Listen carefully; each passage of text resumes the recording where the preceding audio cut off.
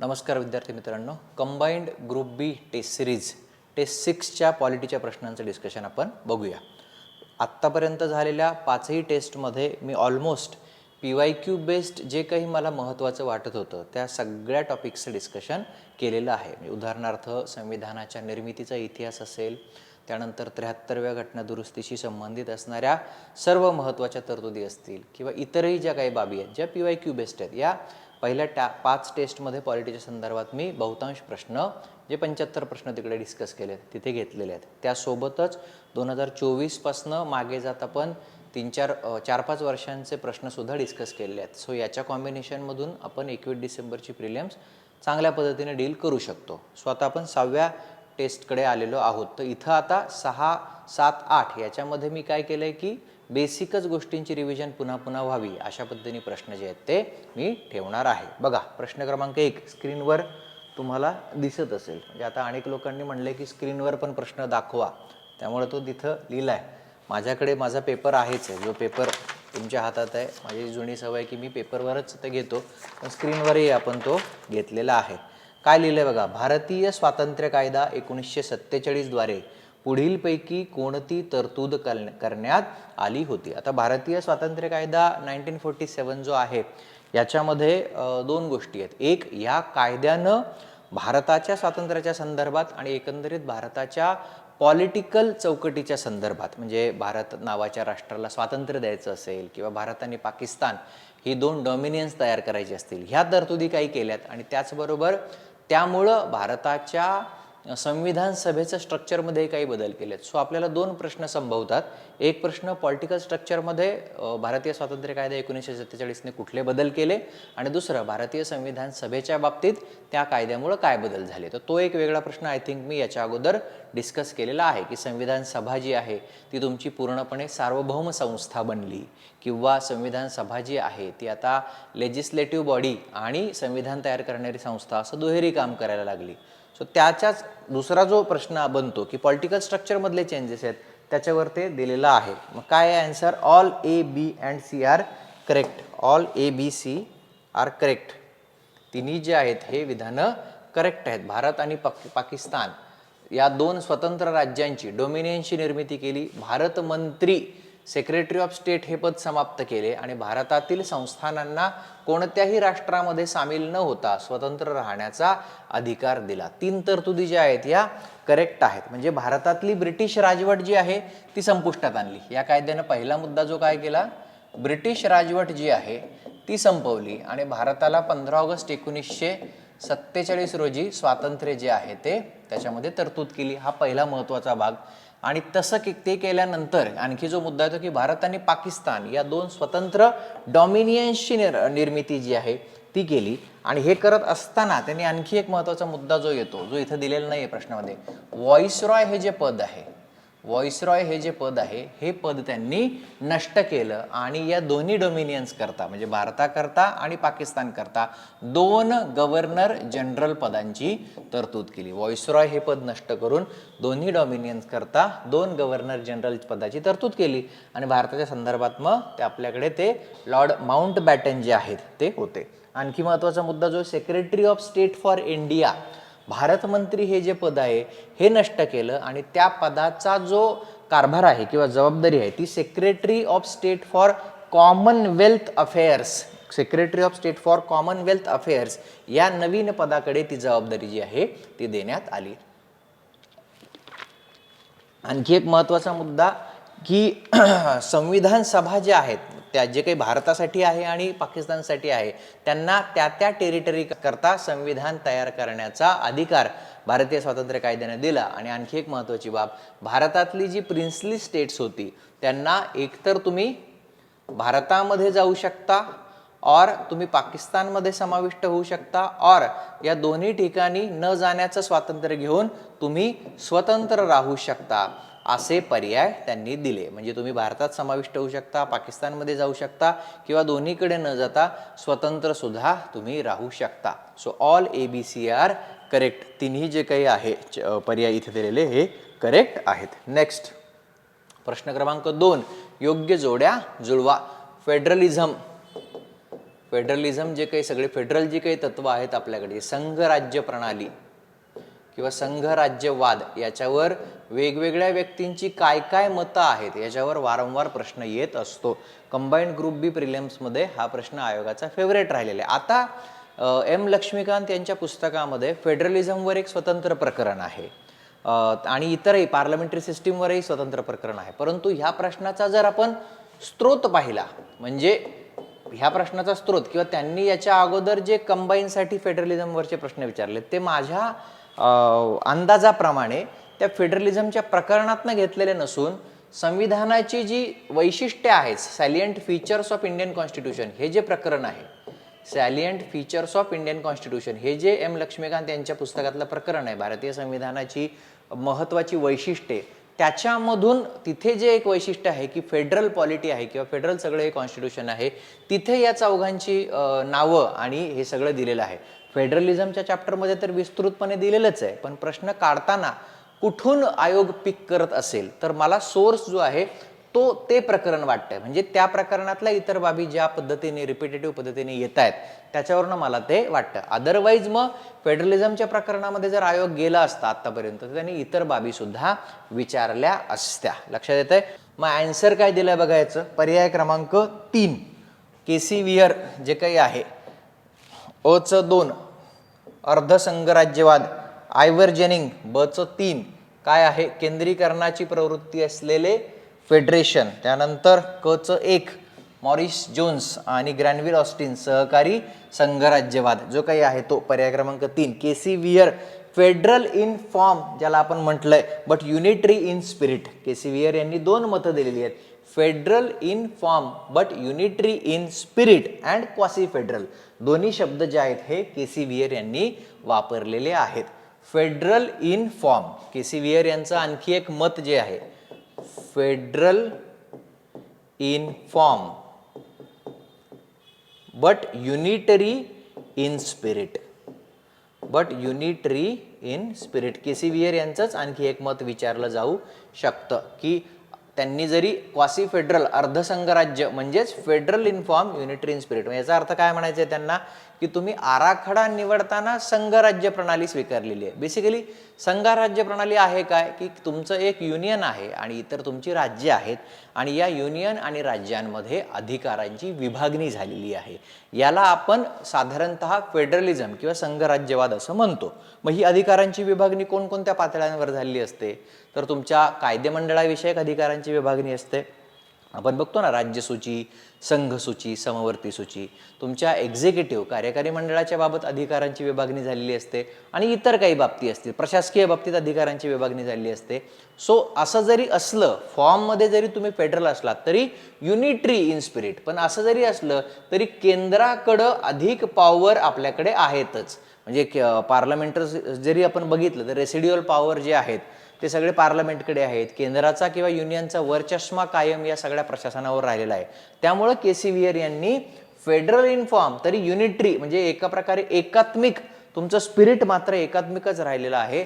युनियनकडेच तुमचे पॉवर ही अधिकाधिक झुकलेली आहे आणि म्हणूनच त्यांनी याला अर्धसंघराज्यवाद, क्वासी अर्धसंघराज्यवाद की हा पूर्ण संघराज्यवाद नाही तर अर्धसंघराज्यवाद आहे असं केसी वियर यांनी म्हटलेलं आहे. दुसरं जर आपण बघितलं आयव्हर जेनिंग्स त्यांनी जे म्हटलंय बघा काय की केंद्रीकरणाची प्रवृत्ती असलेले federation, federation with strong centralising tendency. इंग्लिशमध्ये काय federation with strong centralising tendency की तुमचं संघराज्य आहे पण तुमची प्रवृत्ती किंवा तुम्ही झुकलेले कोणाकडे आहात केंद्राकडेच झुकलेले आहात. म्हणजे अधिकाधिक अधिकार जे आहेत हे केंद्राकडे दिलेले आहेत. तिसरा पर्याय आहे तुमचा मॉरिस जोन्स वाटाघाटीचा संघराज्यवाद, बार्गेनिंग फेडरलिझम. बार्गेनिंग फेडरलिझम की याच्यामध्ये एक प्रकारचं बार्गेन सतत युनियन आणि स्टेट्समध्ये चालू असतं. आणि चौथं ग्रॅनव्हिल ऑस्टिन यांनी थोडीशी, ज्याला आपण काय म्हणतो, याला एक सकारात्मक वर्णन या संघराज्य प्रणालीचं केलं, ते म्हणजे सहकारी संघराज्यवाद, कोऑपरेटिव्ह फेडरलिझम असं त्यांनी म्हटलं की ठीक आहे, युनियन आणि स्टेट्स हे एकमेकांच्या विरोधात नाही तर एकमेकांच्या सहकार्यानं हे काम करत राहतात.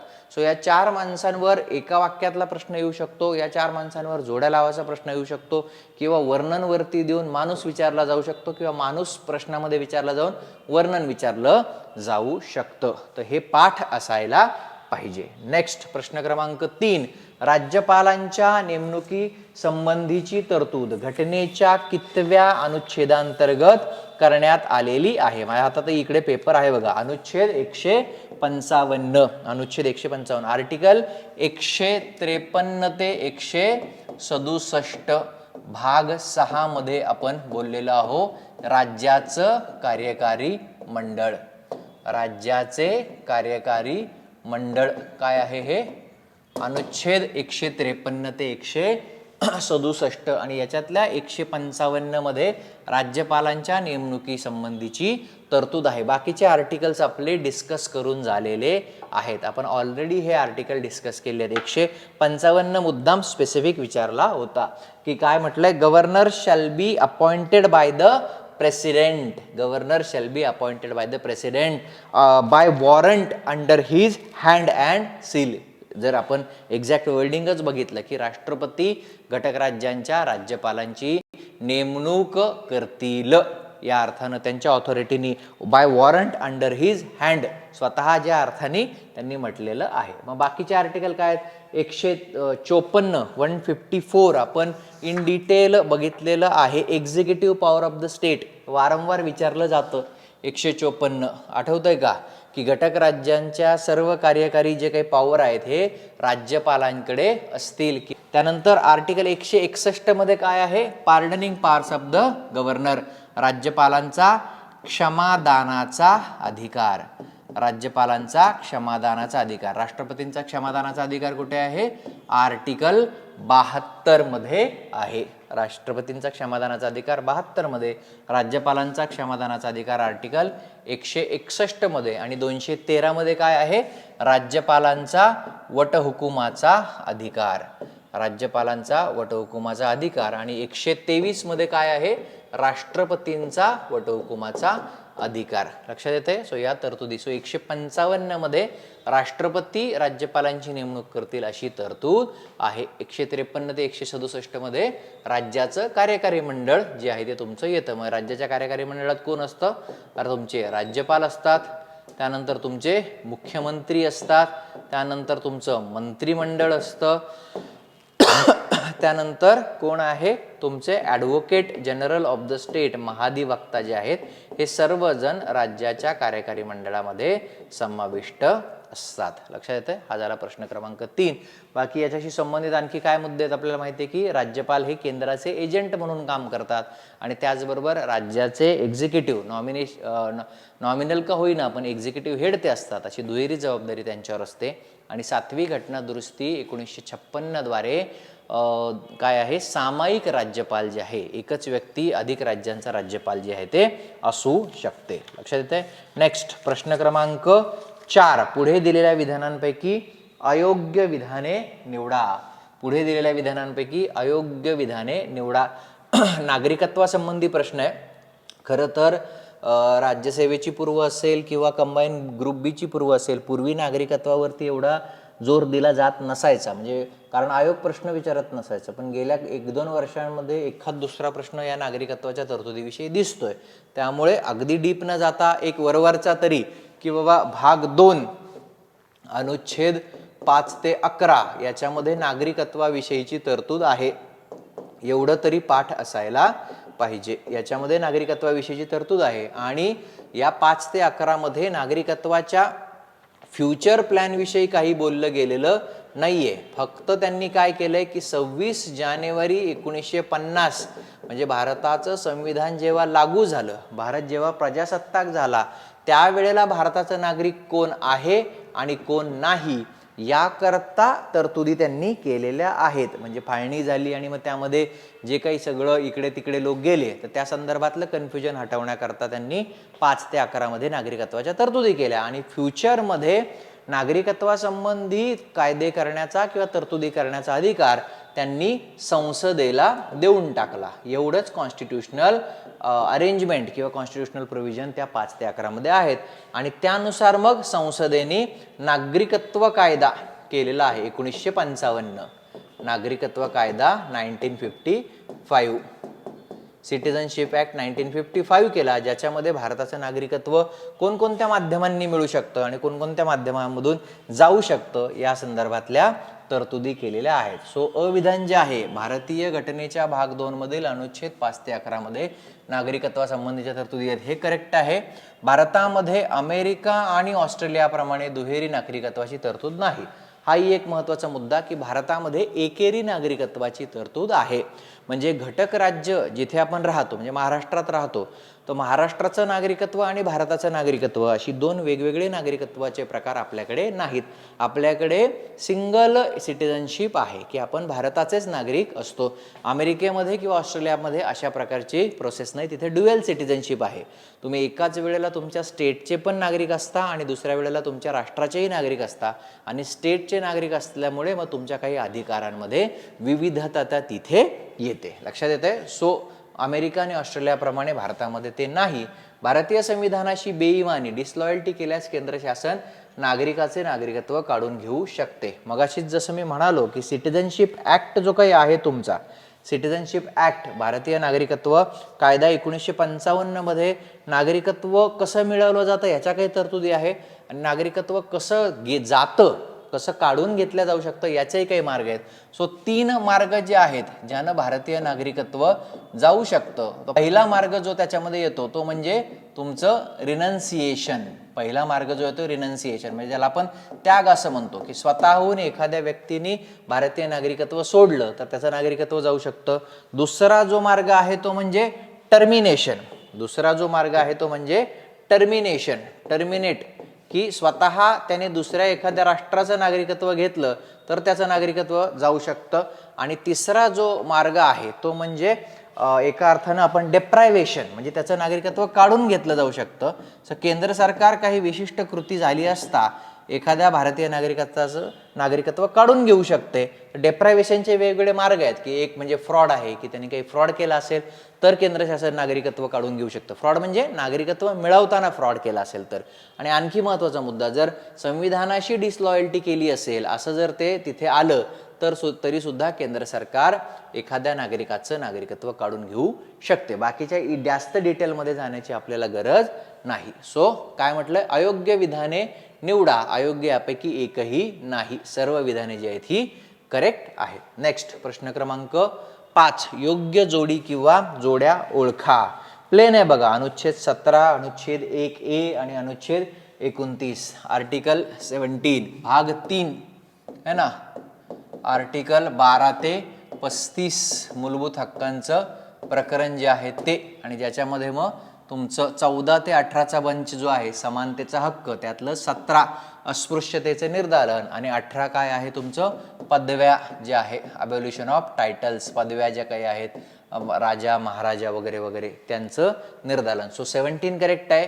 19(1)(a) करेक्ट आहे, भाषण आणि अभिव्यक्ती स्वातंत्र्य. म्हणजे 19 मध्ये, आर्टिकल 19 मध्ये तुमची 6 स्वातंत्र्य आहेत ना, पण ती 6 स्वातंत्र्य कशी आहेत, 19(1)(a), 19(1)(b), 19(1)(c), 19(1)(d), 19(1)(e), 19(1)(g अशी ती आहेत 6 स्वातंत्र्य. ABCDEG, हा G आहे हा, F नाही आहे, कारण F हे काढून टाकलेलं आहे. संपत्तीचा जो अधिकार होता ना, right to hold, acquire and dispose property, हा संपत्तीचा जो अधिकार आहे किंवा संपत्ती संबंधीचं जे स्वातंत्र्य आहे ते काढून टाकण्यात आलेलं आहे. सो 19(1)(f) तिथे नाहीये, त्यामुळे ABCDEG आहे. 19(1)(a), 19(1)(b), 19(1)(c), 19(1)(d), 19(1)(e आणि 19(1)(g अशा प्रकारे स्वातंत्र्य तिथे दिलेली आहेत. मग ए मध्ये तुमचं भाषण आणि अभिव्यक्ती स्वातंत्र्य आहे, बी मध्ये तुमचं सभा स्वातंत्र्य आहे, 19.1 सी मध्ये तुमचं संघटना स्वातंत्र्य आहे,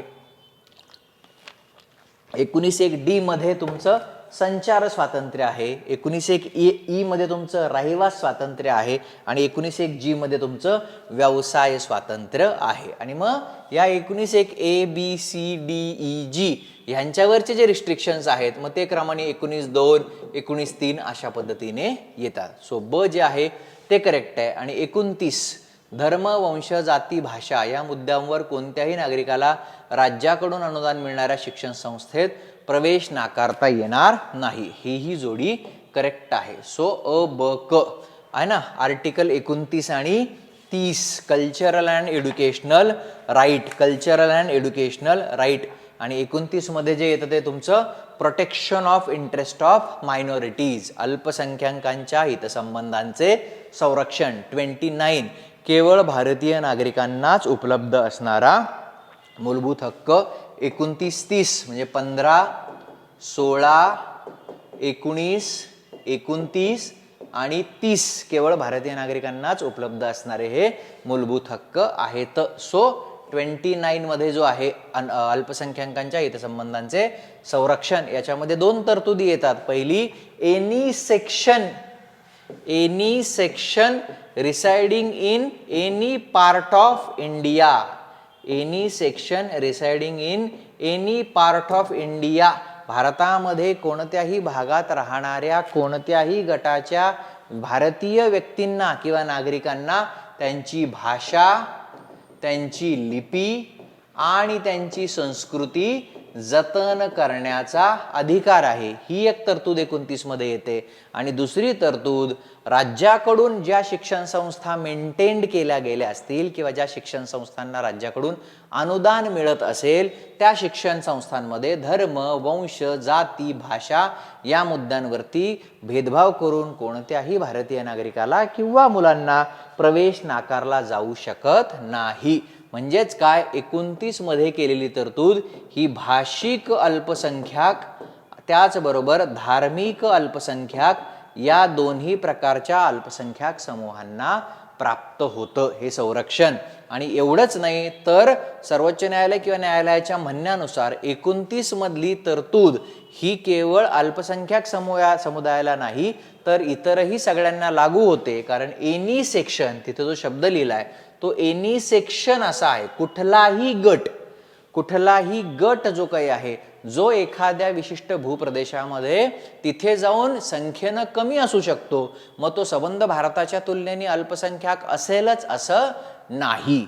संबंध भारताच्या तुलनेत तो गट अल्पसंख्याक असेलच असं नाही. म्हणजे उदाहरणच घ्यायचं ठरलं तर सपोज एखादा आदिवासी बहुल भाग आहे ईशान्य भारतातला, असं आपण 2 मिनिट गृहीत धरू, आणि तिथे जाऊन तुम्ही बिंग हिंदू वसलात, एखादं कुटुंब तिथे वसलं आणि आजूबाजूला सगळी ट्रायबल वस्ती आहे, तर तिथे त्यांच्या कल्चरमध्ये तुम्ही तुमचं कल्चर प्रिझर्व करू शकता.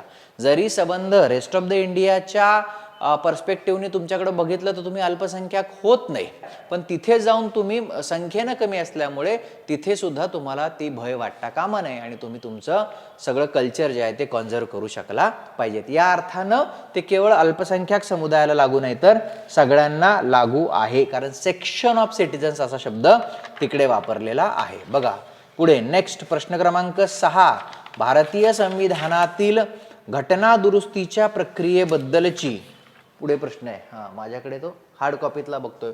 भारतीय संविधानातील घटना दुरुस्तीच्या प्रक्रियेबद्दलची भाग 20 अनुच्छेद 368 प्रश्नामध्येच माहिती जी आहे ती मी दिलेली आहे. अयोग्य विधाने निवडा. काय मग भारतीय संविधान अत्यंत कठीण असल्यामुळे भारतातील घटना दुरुस्तीची प्रक्रिया रिजिड असल्यामुळे भारतातील घटना दुरुस्तीची प्रक्रिया जी आहे किचकट आहे. विधान चूक आहे, जाणीवपूर्वक फसवण्याकरता असं काहीतरी विचित्र वाक्य दिलं की भारतीय संविधान अत्यंत कठीण असल्यामुळे घटना दुरुस्तीची प्रक्रिया किचकट आहे. नाही, विधान चुकीचं आहे, विधान चुकीचं आहे, अयोग्य विधान आहे. भारतीय संविधानातील घटना दुरुस्तीची प्रक्रिया काय, नीदर फ्लेक्झिबल, त्याला काय म्हटलंय, नीदर फ्लेक्झिबल, म्हणजे ती खूप सहजही नाही आणि नॉर रिजिड, ती खूप टफही नाही. भारतीय संविधान हे ब्रिटन प्रमाणे इझिली बदलताही येत नाही, पण बदलायचंच ठरलं तर ते खूप अमेरिकेप्रमाणे कठीणही नाही, ते ब्लेंड आहे, दोघांच्या मध्ये त्याची पातळी येते. घटना दुरुस्तीची प्रक्रिया ही खूप सोपीही नाही आणि खूप किचकटही नाही, ती करायचीच ठरवली तर होतेच, परंतु एवढी सोप्या पद्धतीने ब्रिटनसारखी ती बदलतही नाही. त्यामुळे अविधान जे आहे ते चुकीचं आहे, ते ब्लेंड आहे, मिक्सचर आहे. भाग 20 आर्टिकल 368, घटना दुरुस्ती विधेयक राज्यसभेत देखील मांडता येते. घटना दुरुस्ती विधेयक लोकसभेत देखील मांडता येते किंवा ते राज्यसभेत देखील मांडता येते. तसेच घटना दुरुस्ती विधेयक हे मंत्री सुद्धा मांडू शकतात किंवा घटना दुरुस्ती विधेयक हे खाजगी सदस्य म्हणजे जे मंत्री नसतात असे जे खासदार आहेत ते सुद्धा मांडू शकतात. कोणीही मांडू शकतं कोणत्याही सभागृहामध्ये, पण केवळ संसदेच्याच, राज्य विधिमंडळांना घटना दुरुस्तीचा अधिकार देण्यात आलेला नाही. केवळ संसदेच्याच सभागृहांमध्ये घटना दुरुस्ती विधेयक मांडता येते. आणि दोन्ही सभागृहांमध्ये घटना दुरुस्ती विधेयक पारित करण्याकरता विशेष बहुमताची आवश्यकता असते. आणि हे विशेष बहुमत म्हणजे काय? Majority of the total. Majority of the total म्हणजेच काय? तुमच्या एकूण सदस्य संख्येच्या निम्म्यापेक्षा जास्त पाहिजे, एकूण सदस्य संख्येच्या निम्म्यापेक्षा जास्त पाहिजे. आणि त्याच वेळेला ते 2/3 ऑफ प्रेझेंट अँड वोटिंग, आणि उपस्थित आणि मतदान करणाऱ्या सदस्यांच्या 2/3 एवढं सुद्धा असलं पाहिजे. या दोन्ही कंडिशन फॉलो झाल्या की त्याला आपण घटना दुरुस्तीसाठी आवश्यक असणारं विशेष बहुमत जे आहे ते मानतो. सो क विधान जे आहे हे चुकीचं आहे. त्यांनी एकूण सदस्य संख्येच्या 2/3 इतक्या बहुमताची आवश्यकता आहे असं म्हटलेलं आहे. आणि ड करेक्ट आहे. 24वी घटना दुरुस्ती कायदा 1971 द्वारे घटना दुरुस्ती विधेयकाला संमती देणे राष्ट्रपतींवर बंधनकारक करण्यात आलेला आहे. सो आपल्याला अयोग्य विचारलंय अ आणि क. 24व्या घटना दुरुस्ती कायदा 1971 नुसार घटना दुरुस्ती या प्रक्रियेला सेंट देणं राष्ट्रपतींवर बंधनकारक करण्यात आलेलं आहे. ते त्याला काही नकार देऊ शकत नाही. लक्षात येते, दोन्ही सभागृहांमध्ये ते स्वतंत्ररित्या पारित करावं लागतं. संसदेच्या सभागृहांचं जॉईंट सिटिंग घटना दुरुस्ती विधेयकाबाबत घेता येत नाही. त्याचबरोबर जर एखादी घटना दुरुस्ती ही फेडरल संघराज्यात्मक तरतुदींना बदलणारी असेल तर त्याकरता किमान निम्म्या राज्यांची संमती आवश्यक असते. नेक्स्ट प्रश्न क्रमांक किती आहे? 7. मूलभूत काय म्हटलंय? कर्तव्यांच्या अंमलबजावणीबाबत कोणती समिती बसवण्यात आली होती? न्यायमूर्ती वर्मा समिती 1999. अंमलबजावणीच्या संदर्भात ती समिती बसवण्यात आली होती. भाग 4A आर्टिकल 51A ज्याच्यामध्ये 11 कर्तव्य आहेत आणि 42वी घटना दुरुस्ती कायदा 1976 द्वारे तुम्ही हे भाग 4A आणि आर्टिकल 51A मूलभूत कर्तव्यांचं प्रकरण जे आहे ते समाविष्ट केलं होतं. स्वर्णसिंह समितीच्या किंवा स्वर्णसिंह समितीच्या शिफारशींनुसार मूलभूत कर्तव्य जी आहेत ती समाविष्ट करण्यात आली. स्वर्णसिंह समितीने 8 मूलभूत कर्तव्य समाविष्ट करा असं म्हटलं होतं, परंतु 42व्या घटना दुरुस्तीने 10 मूलभूत कर्तव्य समाविष्ट केली आणि 11वं मूलभूत कर्तव्य हे मात्र 86वी घटना दुरुस्ती कायदा 2002 द्वारे शिक्षणासंबंधीचं जे आहे ते तिथे टाकण्यात आलेलं आहे. सो न्यायमूर्ती वर्मा समिती 1999 ला जी बसवण्यात आली होती त्याच्यामध्ये त्यांनी ज्या लीगल प्रोव्हिजन्स आहेत, existence of legal provisions about fundamental duties identify करण्यासाठी ती बसवली होती. म्हणजे जसं the prevention of insult to national honour act 1971 असेल, वाईल्ड लाईफ प्रोटेक्शन ऍक्ट असेल, जी काही 11 कर्तव्य आपण बघतो त्या 11 कर्तव्यांच्या अंमलबजावणीकरता कोणकोणते लीगल प्रोव्हिजन केलेले आहेत ते आयडेंटिफाय करण्याकरता ही वर्मा समिती 99 साली बसवलेली होती. नेक्स्ट प्रश्न क्रमांक किती? 8. राष्ट्रीय मानवी हक्क आयोगाच्या अध्यक्ष आणि सदस्यांच्या नेमणुकीसाठी राष्ट्रपतींना शिफारस करणाऱ्या समितीत पुढील पैकी कोणाचा समावेश असतो? सगळेच आहेत आय थिंक. अ, ब, क, ड, ई सगळेच इथे आहेत. आन्सरमध्ये सगळे आहेत. नॅशनल ह्युमन राईट्स कमिशन, राष्ट्रीय मानवी हक्क आयोग 1993 मध्ये स्थापन झालेला. हे साल आता ते विचारायला लागलेले आहेत. गेल्या राज्यसेवेच्या परीक्षेवरनं आपल्याला लक्षात येते प्रिलिम्समध्ये. Protection of human rights act 1993.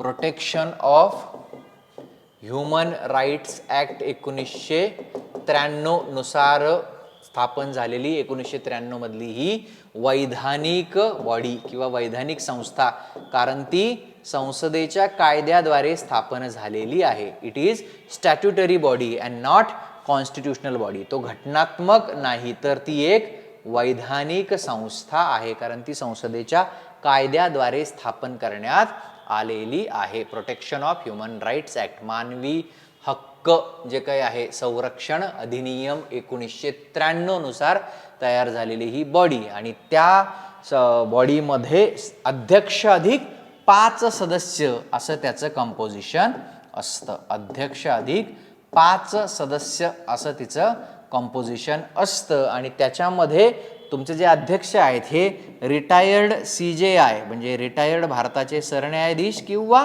तुमचे सुप्रीम कोर्टाचे जज असे ते असू शकतात. बाकी मग त्यात आपल्याला जायचं नाही. फक्त या सदस्यांची नेमणूक जी आहे ती कोणाकडून केली जाते तर भारताच्या राष्ट्रपतींकडून केली जाते. फक्त अशी नेमणूक करताना त्यांना एक समिती नावांची शिफारस करत असते. त्या समितीमध्ये 6 सदस्य असतात. त्या समितीमध्ये 6 सदस्य असतात. मला वाटतं इथं आपण अ ब क ड ई 5 दिलेले आहेत. मग कोण नाही आहे ते बघूया. पंतप्रधान हे त्या समितीचे अध्यक्ष असतात. त्याच्यानंतर लोकसभेचे सभापती तिथे असतात. त्यानंतर तुमच्या राज्यसभेचे उपाध्यक्ष तिथे असतात. त्याच्यानंतर लोकसभेचे विरोधी पक्ष नेते असतात. राज्यसभेचे विरोधी पक्ष, इथं तो पर्याय नाही आहे. लोकसभेचे विरोधी पक्ष नेते प्लस राज्यसभेचे विरोधी पक्ष नेते आणि केंद्रीय गृहमंत्री, म्हणजे लोकसभेचे सभापती, राज्यसभेचे उपाध्यक्ष, त्यानंतर तुमचे दोन्ही हाऊसेसचे विरोधी पक्ष नेते, पंतप्रधान अध्यक्ष आणि केंद्रीय गृहमंत्री या 6 सदस्यीय समितीकडून राष्ट्रपतींना त्या नेमणुकीसाठी शिफारस केली जाते. आणि आणखी एक महत्त्वाचा मुद्दा, जर या कमिशनमध्ये तुम्ही सिटिंग सुप्रीम कोर्टाचे जे आजी ज्याला आपण म्हणतो, जे काम करणारे न्यायाधीश नेमत असाल किंवा हायकोर्टाचे मुख्य न्यायाधीश काम करणारे नेमत असाल तर त्या केसमध्ये तुम्हाला भारताचे जे CJI आहेत, सर्वोच्च न्यायालयाचे जे सरन्यायाधीश आहेत, तर त्यांच्याशी सुद्धा कन्सल्ट करणं गरजेचं असतं. So all ABCDE. नेक्स्ट प्रश्न क्रमांक 9, राष्ट्रीय माहिती आयोगाविषयीची योग्य विधाने ओळखा. या आयोगाची स्थापना सन 2006 मध्ये करण्यात आली. विधान चुकीचं आहे. 2005 मध्ये या आयोगाची स्थापना करण्यात आली. हा सुद्धा काय आपण म्हणूया एक वैधानिक आयोग आहे किंवा वैधानिक ही संस्था आहे, कारण ती संसदेच्या कायद्यानुसार right to information act 2005, right to माहिती हक्क अधिनियम, राईट टू इन्फॉर्मेशन ॲक्ट 2005, माहिती काय आहे चा अधिकार अधिनियम 2005 द्वारे ही संस्था किंवा हा आयोग स्थापन झालेला आहे. साल मुद्दाम मी तिथे दिले कारण सालच कदाचित ते विचारत आहेत. सो या आयोगाची स्थापना 2005, वैधानिक आहे. अध्यक्ष अधिक मॅक्सिमम 10 सदस्य, म्हणजे एक अध्यक्ष आणि जास्तीत जास्त 10 सदस्य, 10 मॅक्स, त्याच्या खाली असू शकतात पण त्यापेक्षा जास्त नाही. म्हणजे याची मॅक्सिमम जर सदस्य संख्या काढली तर ती 11 भरेल, 15 इतकी नाही. सो ब विधान सुद्धा चुकीचं आहे. आणि या आयोगाच्या सदस्यांची नेमणूक राष्ट्रपती करतात. त्याकरता लोकसभेचा विरोधी पक्षनेता समाविष्ट असलेली समिती त्यांना शिफारस करते. सो क विधान जे आहे ते करेक्ट आहे. सो आन्सर इज फक्त क, कारण ह्यांची नेमणूक जी आहे हे सुद्धा राष्ट्रपती करत असतात, परंतु राष्ट्रपतींना शिफारस करणारी त्रिसदस्यीय समिती असते, ज्याचे पंतप्रधान हे जे आहेत हे अध्यक्ष असतात. NHRC सारखंच मगाशी आपण बघितलं, लोकसभेचे विरोधी पक्ष नेते हे एक असतात आणि पंतप्रधानांनी नेमणूक केलेले एक कॅबिनेट, केंद्रीय कॅबिनेट मंत्री हे त्या समितीचा भाग असतात. अशी त्रिसदस्यीय समिती असते जी राष्ट्रीय माहिती आयोगाविषयी किंवा त्या संबंधी सदस्य नेमणूक करण्याकरता राष्ट्रपतींना जी आहे ती शिफारस करत असते. सो फक्त क जे आहे हे करेक्ट आहे. नेक्स्ट प्रश्न क्रमांक 10. प्रश्न क्रमांक 10, घटनेच्या भाग 17 मधील अनुच्छेद 343 ते 351 मध्ये पुढीलपैकी कशाशी संबंधित तरतूद आहेत? ऑफिशियल लँग्वेज, कार्यालयीन भाषा. लक्ष्मीकांत यांच्या पुस्तकातली जी सुरुवातीची 3-4 प्रकरणं आहेत त्याच्यामध्ये महत्त्वाचे आर्टिकल आणि महत्त्वाचे भाग याचा एक चार्ट किंवा टेबल करून दिलेलं आहे, तिथूनच प्रश्न वारंवार ते काढतायत असा माझा अंदाज आहे किंवा खात्रीच आहे माझी, कारण ते वारंवार तेवढ्याच बंचमधनं प्रश्न काढतायत. सिव्हिल सर्व्हिसेसच्या एक्झामिनेशनमध्ये सोर्सेस टॅप करणं खूप महत्त्वाचं आहे. सो हे तिथून घेत आहेत, त्यामुळं बाकीचे मुद्दे विचारले आहेत, इलेक्शन विचारले आहेत, मूलभूत हक्क विचारले आहेत, इतर सगळ्या गोष्टी विचारलेल्या आहेत किंवा सार्वजनिक सेवा विचारल्या आहेत. सो आता कार्यालयीन भाषा याच्यावर ते परत जाऊ शकतात. सो 343 to 351 PYQ मध्ये मी डिटेल डिस्कस केलं बघा. मुन्शी अय्यंगार फॉर्म्युला डिस्कस करताना युनियनची भाषा, न्यायालयांची भाषा हे सगळं आपण पाहिलेलं आहे. सो कार्यालयीन भाषा 343 to 351 भारताची मातृभाषा असं काहीही कॉन्स्टिट्यूशन मध्ये नाही, त्यामुळे हा पर्याय जो आहे तो बाद होतो. सार्वजनिक सेवांवरती प्रश्न कदाचित येऊ शकतो. 308 ते 323 आर्टिकल 308 ते 323 याच्यावर आपण बोललेलो आहे बघा. 315 ते 323 मध्ये 315 ते 323 मध्ये आपण याचाच एक अंतर्गत बंच जो येतो तो म्हणजे public service commissions, union public service commission, state public service commission संदर्भात 315 ते 323 आपण कायम डिस्कस करत असतो. भाग 14 मध्ये आहे हे सगळं. भाग 14 मध्ये हे सगळं येतं. कुठलं? 308 ते 323 हे दोन लक्षात ठेवायला पाहिजे, सार्वजनिक सेवा आणि कार्यालयीन भाषा. सो इथं जे विचारलंय ते भाग 17 अनुच्छेद 343 ते 351. नेक्स्ट प्रश्न क्रमांक 11. राज्य विधिमंडळांना निवडणुकीबद्दल कायदे करण्याचा अधिकार कितव्या अनुच्छेदाद्वारे प्राप्त होतो? हा सुद्धा PYQ मध्ये मी घेतलेला आहे. भाग 15 है ना, इलेक्शन्सचा जो सगळा मुद्दा आहे, निवडणुका, आणि याच्यामध्ये मग तुमचे 324, 325, 326 सगळे आर्टिकल मी बोलून घेतलेले आहेत. म्हणजे आजच्या डिस्कशनमध्ये नवीन काहीच नाहीये. ज्यांनी माझे याच्या अगोदरचे 5 डिस्कशन आणि 5-6 PYQ डिस्कशन्स किंवा आपल्या ॲपवरची कॉन्स्टिट्यूशन थ्रू क्वेश्चन्सची बॅच केलेली आहे, सगळं मी ऑलरेडी डिस्कस केलेलं आहे. तर 324 मध्ये काय आहे? Election commission of India. 325 मध्ये काय आहे? कॉमन जनरल इलेक्टोरल रोल, एक सगळ्यांची सामायिक मतदार यादी, म्हणजे विधानसभा आणि संसदेकरता वेगळी नाही किंवा कुठलाही विभक्त मतदारसंघ नाही, आपण ऑलरेडी बोललेलं आहे. 325 मध्ये कॉमन जनरल इलेक्टोरल. 326 मध्ये काय आहे? सार्वत्रिक प्रौढ मतदानाचा अधिकार, की 18 वर्ष पूर्ण झालेली सर्व लोक हे आहेत, अनलेस काही लोकांना वेगळ्या कारणावरून वगळलं नसेल तर. 327 मध्ये काय आहे? तर निवडणुका ज्या काही आहेत, मग त्या संसदेच्या असतील किंवा राज्य विधिमंडळाच्या असतील, या संबंधी संसदेला कायदा करण्याचा अधिकार. आणि 328 मध्ये काय आहे? जो प्रश्न आपल्याला विचारलाय, राज्य विधिमंडळांच्या निवडणुकांविषयी कायदा करण्याचा अधिकार. सो 328. आणि 329 काय आहे? बार टू इंटरफरन्स कोर्ट्स, कोर्टांना न्यायालयीन हस्तक्षेपास बंदी. लक्षात आहे. 329A पण आहे, परंतु तो रिपील केलेला आर्टिकल आहे, ते काढून टाकलेलं आहे. So answer is 328. आपण डिटेल हे डिस्कस केलेलं आहे. प्रश्न क्रमांक 12 काय म्हटलंय बघा. राष्ट्रपती सर्वोच्च न्यायालयाला एखाद्या कायद्याविषयी किंवा मुद्द्याविषयी सल्ला मागू शकतात. सर्वोच्च न्यायालयाने राष्ट्रपतींना त्यावेळी दिलेला सल्ला राष्ट्रपतींवर बंधनकारक नसतो. राष्ट्रपतींवर बंधनकारक नसतो. आर्टिकल 143 सर्वोच्च न्यायालयाचे सल्ला विषयक अधिकार क्षेत्र. सल्ला विषयक अधिकार क्षेत्र. सल्ला विषयक अधिकार क्षेत्र. Advisory jurisdiction of supreme court. राष्ट्रपतींनी सर्वोच्च न्यायालयाला सल्ला मागणं 124 ते 147 भाग 5 सुप्रीम कोर्टाच्या तरतुदी आहेत. आणि याच्यामध्ये 143 सल्ला विषयक advisory jurisdiction of the supreme court, ज्याच्यामध्ये राष्ट्रपती सर्वोच्च न्यायालयाला प्रामुख्यानं 2 बाबतीत सल्ला मागतात. एक म्हणजे तुमचं संविधानपूर्व जी काही ट्रिटीज असतील किंवा सनद असेल, प्री कॉन्स्टिट्यूशनल ट्रिटी और सनद, त्या संबंधी काही डिस्प्यूट्स असतील त्या बाबतीत मागू शकतात. आणि आणखी एक मुद्दा जो येतो तो म्हणजे क्वेश्चन ऑफ लॉ किंवा fact of public importance. Question of law, एखादा कायद्याचा विषय काही पेच तयार झाला असेल किंवा मॅटर ऑफ पब्लिक इम्पॉर्टन्स, सार्वजनिक हिताकरता काही महत्त्वाचा विषय असेल सार्वजनिक दृष्ट्या, तर या दोन्ही केसेसमध्ये राष्ट्रपती जे आहेत हे सल्ला मागू शकतात. ह्याच्यातला जो ट्रिटी किंवा सनदेचा मुद्दा आहे, प्री कॉन्स्टिट्युशनल ट्रिटी, या बाबतीत सल्ला जो आहे तो सर्वोच्च न्यायालय नाकारू शकत नाही, तो सर्वोच्च न्यायालयाला द्यावाच लागतो. इथे मात्र सर्वोच्च न्यायालय जे आहे मे रिफ्यूज, ते त्या तिथे रिफ्यूज करू शकतं. याचं एक टेक्निकल कारण आहे, इथे रिफ्यूज का करू शकतं आणि इथे का करत नाही.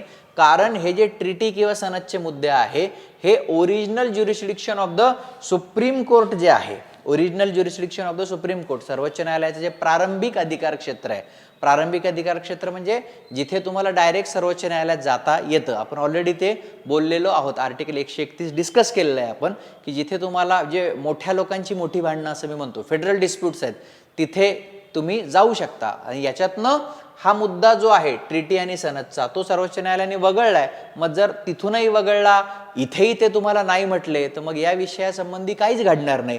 त्यामुळं या विषयासंबंधी राष्ट्रपतींनी जर तुम्हाला सल्ला मागितला तर सर्वोच्च न्यायालय रिफ्यूज करत नाही.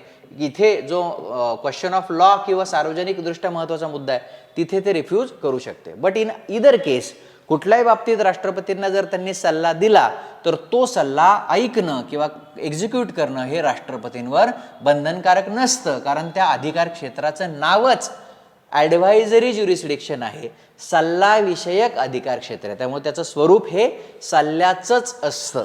ते ऐकायचं की नाही ते सर्वोच्च न्यायालयाचं ओपिनियन तुम्ही ऐकून त्याच्यावर कार्यवाही करायची की नाही हा तुमचा प्रश्न राहिला. सल्ला तिथं दिलेला असतो, सल्ल्याला बाइंडिंग कधीही काही नसतं. लक्षात येतोय. सो पर्याय क्रमांक 1 जे आहे ते करेक्ट आहे.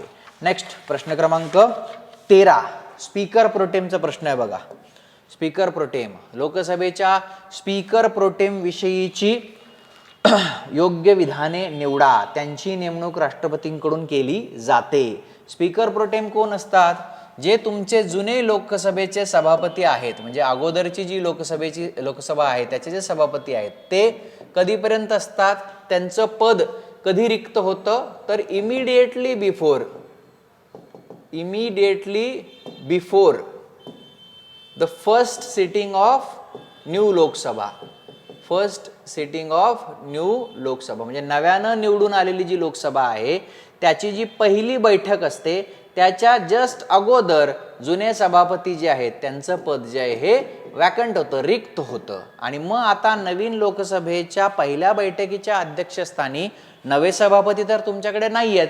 मग अशा वेळेला राष्ट्रपती साधारणतः सिनियर मोस्ट सदस्याची नेमणूक स्पीकर प्रोटेम म्हणून करतात. सो अविधान जे आहे हे करेक्ट आहे. आणि या स्पीकर प्रोटेमना राष्ट्रपती जे आहेत तेच शपथ देतात. त्यामुळे ब विधान जे आहे ते चुकीचं आहे. मावळत्या लोकसभेचे सभापती वगैरे देत नाहीत तर राष्ट्रपती शपथ देतात.